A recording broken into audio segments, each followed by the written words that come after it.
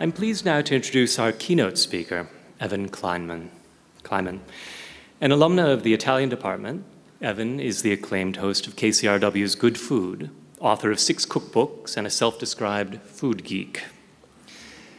As a radio host, she's conducted over 6,000 interviews on topics that have ranged from the history of toothpicks to how to bake one of the most delicious pies you might ever taste.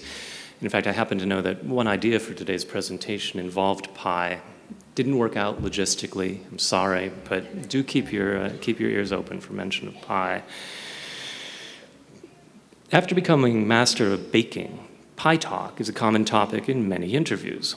During the summer of 2009, Evan decided to set out on a journey to make a pie a day all summer long. This simple journey captivated pie enthusiasts in the Los Angeles area and garnered enough support to create the first annual Good Food Pie Contest. 6 years later, we can look forward to another year of innovation and creation of some of the most beloved recipes. As owner of Angeli Cafe, a Hollywood trattoria, Evan pioneered stripped-down Italian cuisine. Using simple ingredients and economical ingenuity, Angeli became a neighborhood fan favorite. For 28 years, the cafe drew people from all over Los Angeles County. Today, Evan continues to express her love for Italian food by conducting food tours of both Italy and Los Angeles. Evan has also championed efforts away from the kitchen for food policy and agroecology. As the founder of the Los Angeles Slow Food chapter, Evan helped to promote local foods and food cultures and advocate policies that promote holistic alternatives to the industrial system. As a board member of the Los Angeles Food Policy Council, she helps efforts to attain healthy, affordable, fair, and sustainable food for everyone in Southern California. This encompasses programs that assist with hunger, obesity, school gardens, farm workers' rights, and much more. Evan received a bachelor's degree in Italian literature and film and a master's of business administration from UCLA in 1976 and 1980, respectively. I'm honored and delighted that Evan has joined us today for this momentous occasion. Please join me in welcoming Evan Kleiman.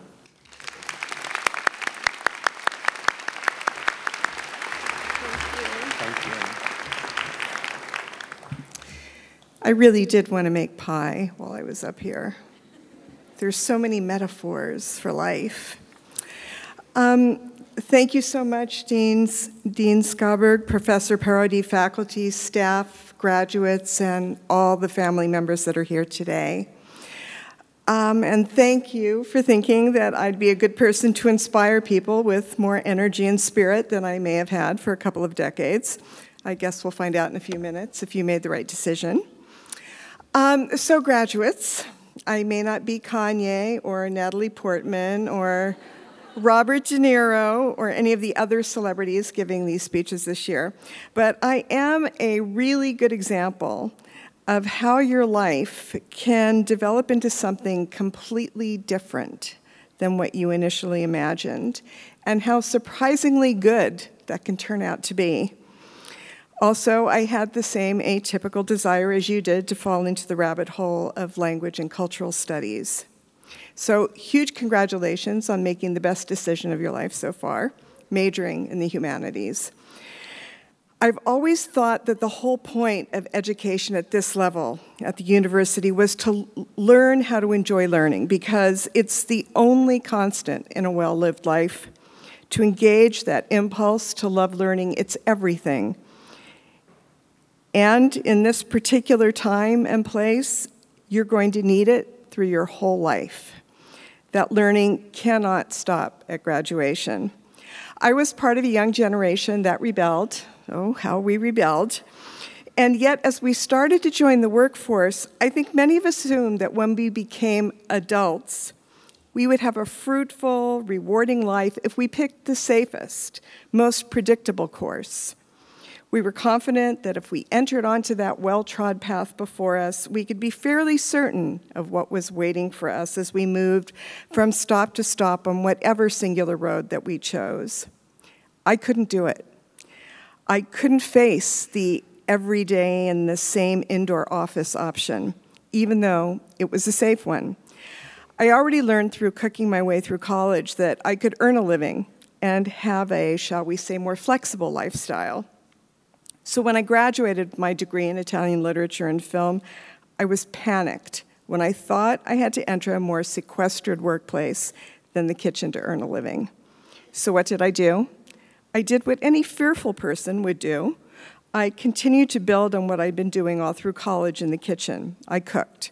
I cooked for the caterer who had underwritten my undergrad education by paying me a wage, and I started to cater on my own.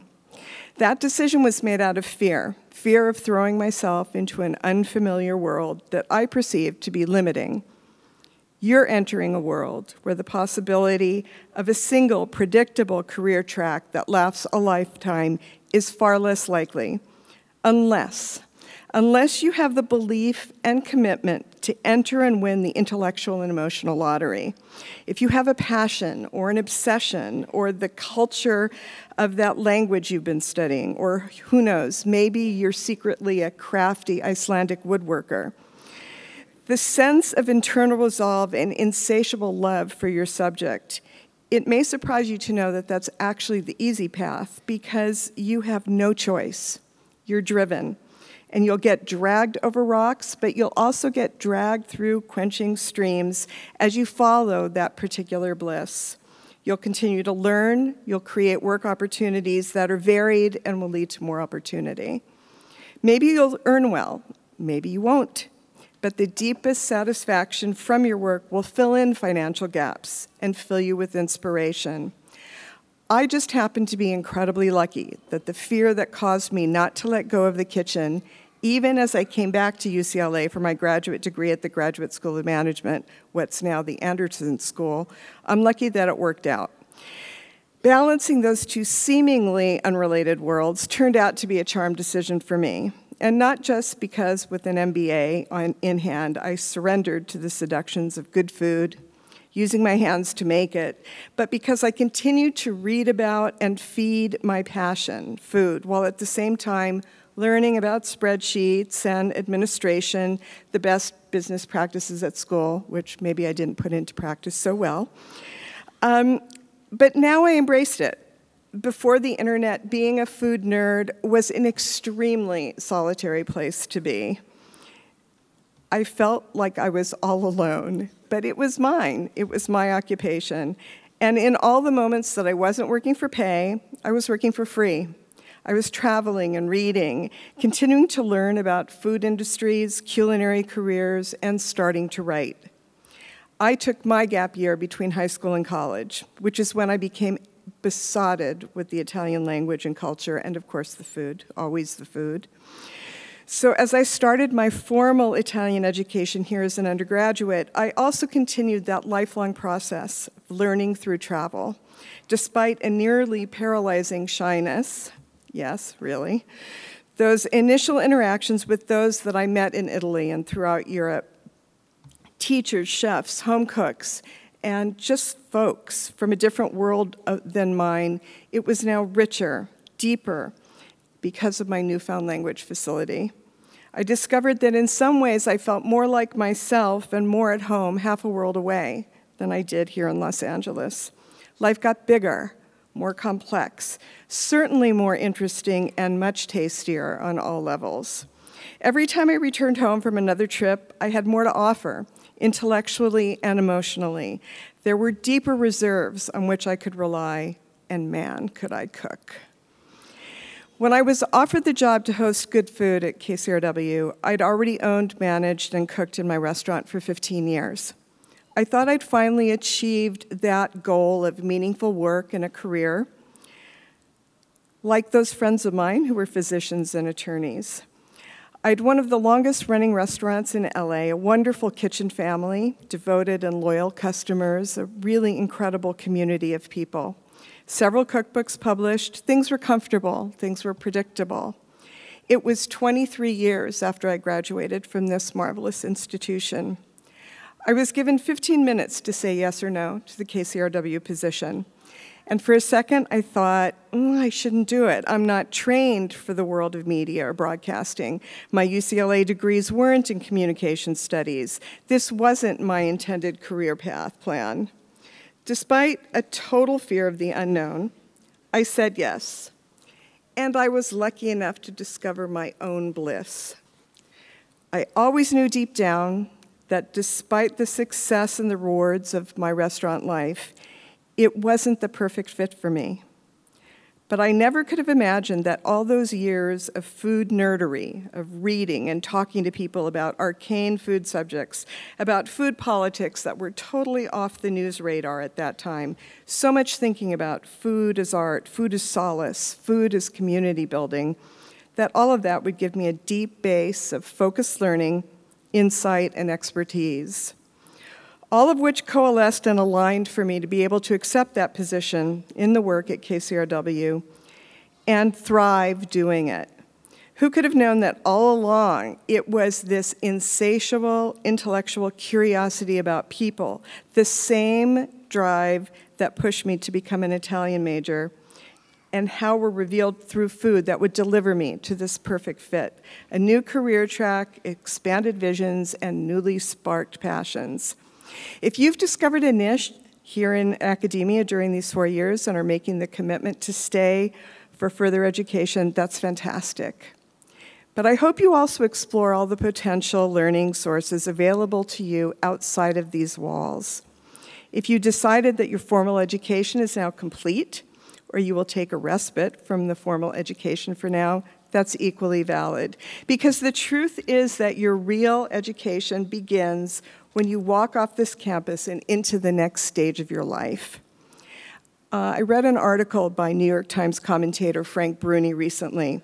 He said, "There's only so much living and learning that takes place inside a lecture hall, a science lab, or a dormitory. Education happens across a spectrum of settings and in infinite ways, and college has no monopoly on the ingredients for professional achievement or a life well lived." Now, he was referring to the competitive, anxiety-provoking, and trend-driven arena of college applications and admissions. But to me, this sentiment has an incredibly rich meaning when applied to these moments, such as the one you're in today, of transition. You'll have more moments like these, transitions from job to job, from living on your own to sharing a life with others. Maybe you'll move across the globe from time to time. It's useful when you're on the cusp of these transitions to remind yourself that a critical learning curve is about to happen. Throw yourself into it despite the fear. Counsel your doubts, but dispel that fear. Discomfort is natural. It rips away complacency, and it generates activism. Maybe you're cautious or you're anxious because the world in which you're coming of age is quite different than the one that nurtured your parents. Maybe you've heard them worry or seen them experience a lack of stability or security. Of course, that's formative for you. But at the same time, I have to say, wow, how great that you're not expected to predict or have 100% assurance about what you'll be happy doing 20 years from now. How can you possibly know? You're only now paused at the first major fork in the road of your life. The biggest challenge will be for those of you who may not find total fulfillment in your work immediately. And I'm here to say that that's okay, because you know what else there is besides work? There's life. Not spending your soul on work means that you can save it for life, and you can have the luxury to draw your own picture of what that is and what it will be for you years from now. Cultivate a nimble mind when it comes to challenges. Strive to connect that which at first seems unconnectable. For example, food and academia, two things that were unimaginable when I was graduating from this institution. Trust me, you'll find work. Will it be the most meaningful, thoughtful, life-reinforcing work right out of the gate? Maybe. But even if it isn't, let balance guide you. Life is big, and work lives within it. You might overhear a single sentence said by a colleague or someone visiting your workplace that will resonate and make you think or prompt you to a wise decision. Perhaps you'll meet your life partner. Maybe a cultivated connection will spark the desire to invent, to create, or make new collaborations. You've just completed one of the most structured eras of your life, pre-K to now. It's a lot of years in those classrooms. I hope you see what's ahead of you as a wonderfully strange travel experience with plenty of opportunity for unexpected turnoffs and detours. Often those become the most rewarding, especially if you become lost from time to time, because sometimes you have to be willing to get lost to find what's most meaningful or locate a constructive new direction. I'm here to tell you that you are enough. You are whole. At the same time, you, I, and your faculty, everyone here for this celebration, each of us is a work in progress. And it's clear you made the right decision. Your university education was never meant to be a job training prescription or at all career limiting. And in particular, an education in the humanities, by its very nature, is an education of the whole person for a whole life in the whole world. And now I'm going to leave you with my love of pie for a metaphor. I spent my life cooking and writing and teaching the culture of the Italian kitchen. My father was born in Belarus. My mother's a first-generation American with parents from the Ukraine. At KCRW, I'd say that at least half my interviews today focus on immigrant and world food cultures. So it's kind of ironic that now some people know me best as a person obsessed with that most American of all foods, pie. I guess what pie is for me is a lesson that learning and growth can happen in the most unexpected ways. For me, it turns out that another chapter was hidden between two crusts. I learned that even at this time in my life, I could embrace a new discipline that previously involved only deliciousness. I learned that I could create community through craft. Last year here on this campus, 4,000 people came to the pie contest that I host every year. That's 4,000 people to eat pie. Crazy. Most of all, I learned that pie is a wisdom, not a recipe. And with life, like much of life, it's about reconciling opposites. With pie, it's tenderness and flakiness, the balance of savor, sweet, and tart. So I leave you with my sincere and heartfelt congratulations on achieving this truly momentous moment in your life. And I leave you with a wish for a delicious life and a sweetness of unexpected complexity.